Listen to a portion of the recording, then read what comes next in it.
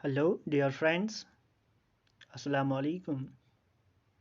I hope कि आप सब अच्छे से होंगे। एज़ यू नो कि लास्ट टाइम हमने इम्पॉर्टेंट क्वेश्चन देखे थे, इम्पॉर्टेंट टॉपिक्स देखे थे करंट इलेक्ट्रिसिटी से। और इस बार हम देखेंगे या इस वीडियो में हम देखेंगे कि इम्पॉर्टेंट क्वेश्चंस किसके इलेक्ट्रोस्टैटिक्स से, कि इससे कि कौन सा वो टॉपिक है जहाँ से एग्ज़ाम में क्वेश्चन आने के मैक्सिमम चांसेस बनते हैं। तो स्टार्ट करते हैं हम इलेक्ट्रोस्टैटिक्स के यहाँ से कौन कौन सा इम्पोर्टेंट टॉपिक बनता है जहाँ से क्वेश्चन आने के मैक्सिमम चांसेस हैं। जो फर्स्ट इम्पॉर्टेंट टॉपिक होगा वो होगा Coulomb's law in vector form. इसकी डेरिवेशन आप देखोगे। एंड सेकेंड इम्पॉर्टेंट टॉपिक है यूनिट चार्ज या यूनिट ऑफ ए चार्ज। इसको आप देखोगे। यहाँ से यूनिट ऑफ चार्ज से न्यूमेरिकल्स भी बहुत ज़्यादा बनते हैं और यहाँ से बहुत बार आए हुए हैं न्यूमेरिकल्स आपके एग्ज़ाम में, जेके बोस एग्ज़ाम में। उसके बाद सुपरपोजिशन प्रिंसिपल, इम्पॉर्टेंट टॉपिक है ये भी। देन कंजर्वेशन ऑफ एनर्जी बहुत ज़्यादा इम्पॉर्टेंट है, इसके लिए मैं यहाँ पे स्टार लगाता हूँ। एंड थर्ड, उसके बाद जो कंजर्वेशन ऑफ एनर्जी, उसके बाद जो इम्पॉर्टेंट टॉपिक है, क्योंकि मैं सीरियल वाइज चल रहा हूँ, मैंने रैंडमली कोई ऐसा ही टॉपिक नहीं उठाया है, तो आपको थोड़ा मुश्किल हो जाएगा वो टॉपिक ढूंढने में। तो कंजर्वेशन ऑफ एनर्जी के कंजर्वेशन ऑफ चार्ज के बाद इम्पॉर्टेंट टॉपिक जो बनता है वो है electric field due to dipole on axial line. और यहाँ पे मैं सजेस्ट करूँगा जो इक्वेटोरियल लाइन पे है, electric field due to dipole on equatorial line, उसको भी आप अच्छे से देखोगे। ग्राफ से कहाँ से आने के चांसेस ज़्यादा है वो है ई वर्सेस आर ग्राफ। इसको आप बहुत अच्छे से देखोगे, एग्ज़ाम में आने के चांसेस है इसके भी। उसके बाद torque experienced bye an electric dipole in a uniform electric field, यह आप देखोगे। और यहाँ पे आप देखोगे जो इम्पॉर्टेंट बनता है यहाँ से वो है net force acting on the dipole. Net force acting on the dipole, यहाँ से एक क्वेश्चन ज़रूरी आपके एग्ज़ाम में आएगा। उसके बाद गासेस लॉ पे क्वेश्चन आता है। गासेस लॉ पे क्वेश्चन आता है, सभी को मालूम है कि कितना इम्पॉर्टेंट है गासेस लॉ।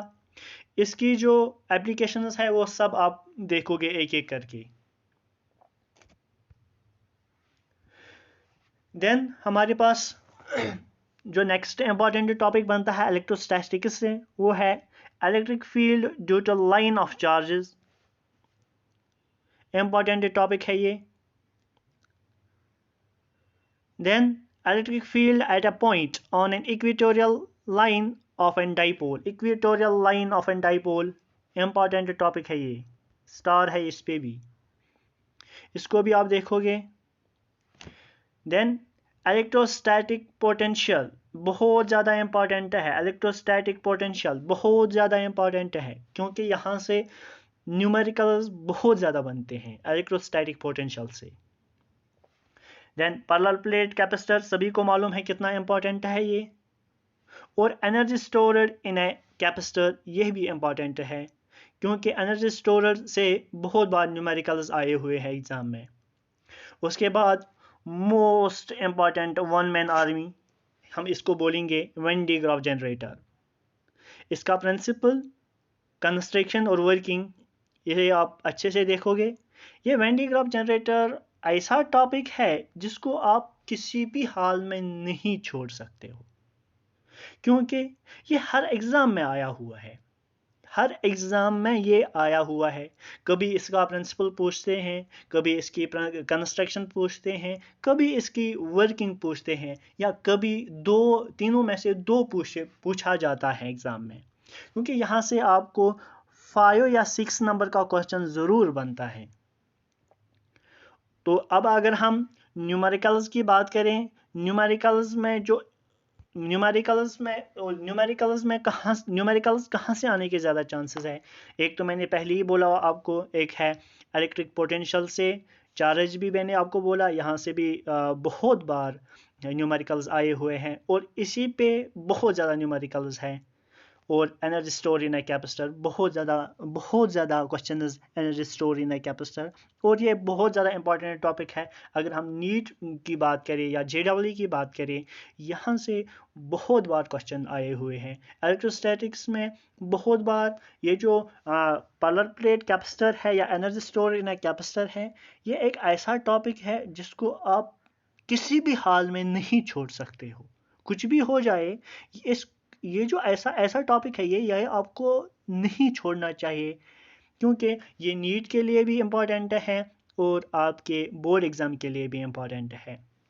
और उसके बाद जो मेरी सजेशन है आप सबको, कि जितने भी आपके NCERT में इलेक्ट्रोस्टैटिक्स के जितने भी क्वेश्चंस हैं, टेक्सचुअल क्वेश्चंस हैं, उसको आप देखोगे और जो भी वहाँ पे एग्जांपल्स हैं, सॉल्व्ड एग्जांपल्स हैं, वहाँ से आपको बहुत बार एज सच एग्जांपल ही आई हुई है आपके एग्ज़ाम में, तो उनको भी आप अच्छे से प्रैक्टिस करोगे।